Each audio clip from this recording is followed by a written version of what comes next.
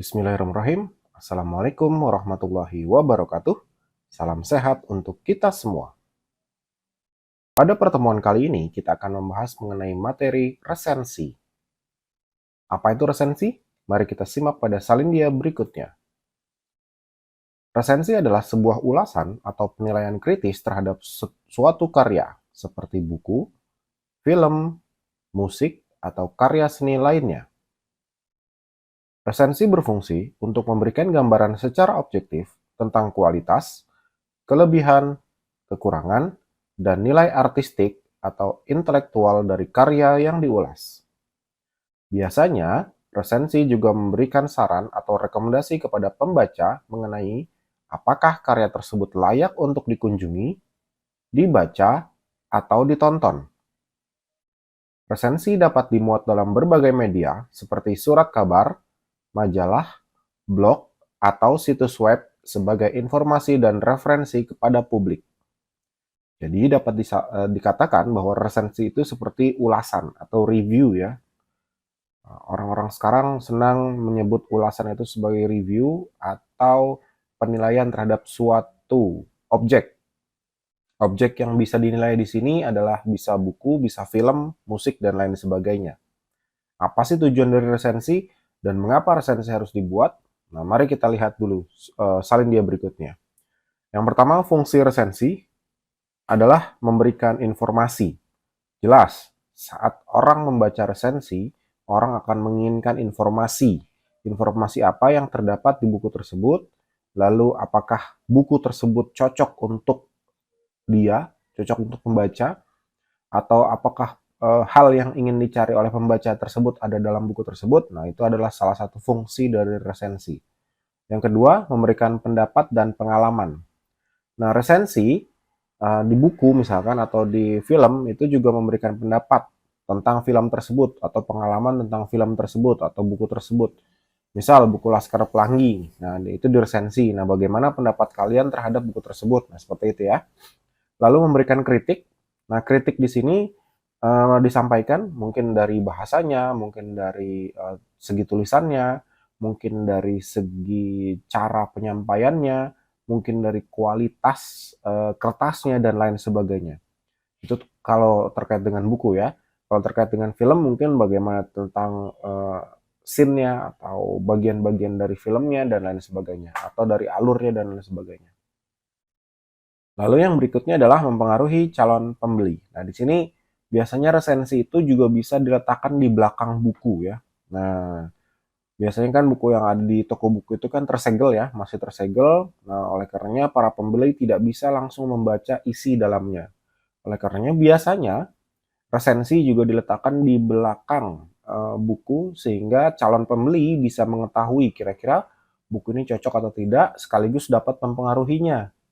Nah, kalau ternyata buku ini cocok ya langsung dibeli, tapi kalau tidak ya mungkin akan diletakkan kembali dan mencari buku yang lain.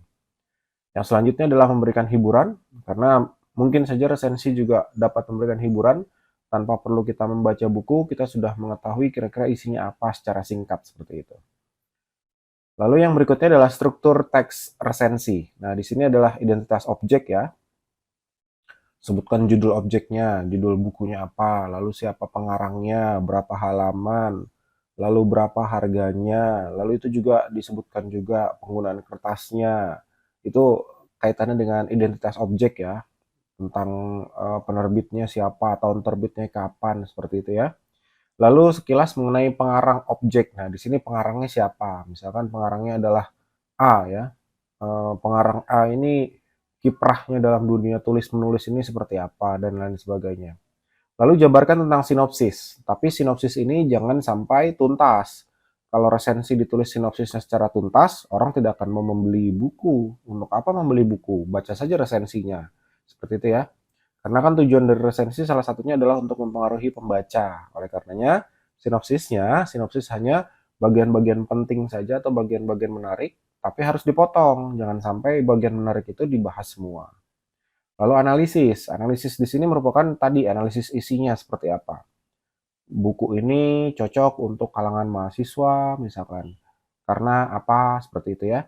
Lalu buku ini tidak cocok untuk kalangan pelajar karena bahasanya terlalu ilmiah misalkan, atau bahasanya terlalu tinggi seperti itu. Analisis ini juga dapat bermakna seperti kritikan atau saran yang disampaikan oleh para kritikus atau resensier kepada orang-orang yang ingin membeli buku tersebut atau kepada objek tersebut ya.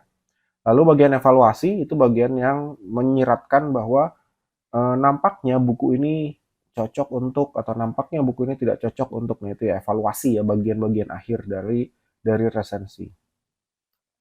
Selanjutnya jenis teks resensi, ada yang mendeskripsikan ya, deskripsikan, diceritakan dari awal, diceritakan buku ini seperti apa, ya seperti itu ya, diceritakan ya. Intinya deskripsi itu berarti menjelaskan tentang buku tersebut, lalu menjelaskan tentang apa namanya, pengarangnya dan lain sebagainya.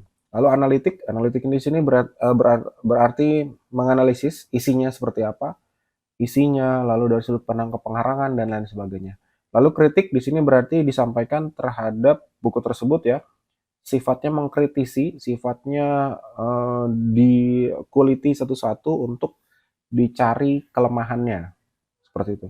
Lalu evaluatif berarti dia memberikan saran ya, setelah dia mengkritik biasanya dievaluasi ya. Buku ini seharusnya seperti itu ya, buku ini selayaknya, nah itu biasa evaluatif, teks yang evaluatif. Lalu tips menulis resensi yang pertama adalah jujur, jangan ada tendensi atau keberpihakan dari penulis resensi kepada penulis atau kepada para pembeli. Jadi fokus pada objek, jujur intinya. Lalu pertimbangan pembaca, nah ini pembaca ini yang misalkan novel Laskar Pelangi. Nah ini kira-kira pembacanya siapa nih? Nah itu ini harus disampaikan juga. Mengapa? Karena agar buku ini cepat dan tepat. Ada buku novel yang tidak boleh dibaca oleh anak kecil misalkan, atau buku novel yang tidak cocok dibaca oleh orang dewasa. Nah oleh karenanya pertimbangkan juga pembacanya seperti itu.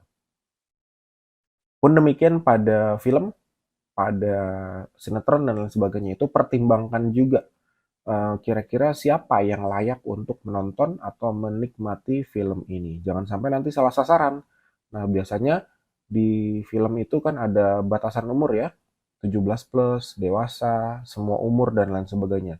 Nah, itu untuk mempertimbangkan kelayakan objek yang akan dinikmati pada usia ya.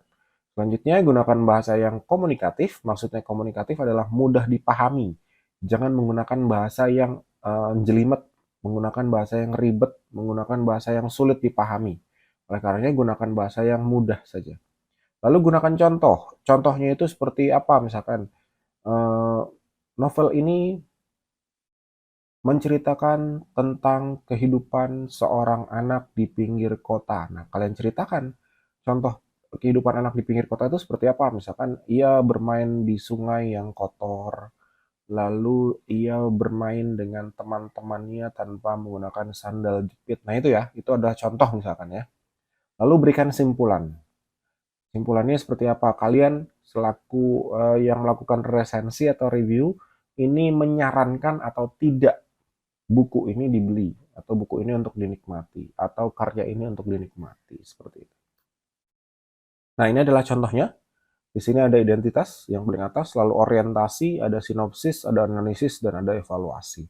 Identitas dituliskan dengan jelas, nama, judulnya apa, pengarangnya siapa, jumlah halaman, penerbit, dan lain sebagainya. Orientasi berarti pengenalan sedikit ya tentang karya ini. Karya ini adalah novel klasik yang pertama kali diterbitkan tahun 1876. Wah, tua sekali ya. Lalu ada sinopsis. Nah, ini sinopsis. Buku ini menceritakan petualangan seorang anak laki-laki bernama Tom Sawyer yang tinggal di kota kecil Santa Petersburg, Saint Petersburg ya. Nah, seperti itu. Lalu analisisnya ini. Petualangan Tom adalah kisah dewasa yang mengeksplorasi tema kepolosan masa kanak-kanak dan lain sebagainya. Lalu evaluasi. Nah, ini di sini ada evaluasi ya. Evaluasinya adalah, nah di sini jika kamu merupakan penggemar sastra klasik dan hanya mencari bacaan bagus, petualangan ini cocok untuk kalian. Seperti itu ya, menghibur ya, menyenangkan. Nah, oleh karenanya di sini disampaikan bahwa penulis sangat merekomendasikannya untuk kamu baca. Nah, itu merupakan evaluatif ya. Intinya si penulis review atau penulis resensi ini ingin teman-teman membaca buku ini. Karena apa? Karena sangat menyenangkan dan sangat menghibur. Nah, seperti itu ya. Nah, ini tadi dari novel, sekarang dari film ya. Di sini ada film Jurassic Park. Oh, film Jurassic Park. Lalu di sini ada sutradaranya siapa, durasi filmnya berapa, lama, produsernya siapa, produser maksudnya. Lalu pertama kali ditayangkan kapan dan di mana ya, itu juga disebutkan. Orientasinya Jurassic Park dirilis tahun 1993 dan dengan cepat menjadi salah satu film populer. Nah, seperti itu ya. Sinopsisnya, film ini berlatar sebuah pulau di mana sekelompok ilmuwan telah berhasil mengkloning dinosaurus dan lain sebagainya. Lalu analisisnya Jurassic Park adalah film mendebarkan dan mengesankan secara efektif, memadukan elemen fiksi, ilmiah, aksi, dan horor, dan lain sebagainya. Lalu evaluasi, film ini ada efek animasi ya, acting dan penceritaan semua secara sempurna dan menarik.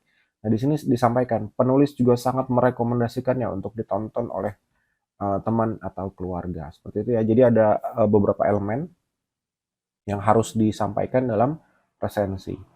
Selanjutnya adalah bagian berikutnya, bagian penugasan teman-teman. Nah, ini adalah penugasan.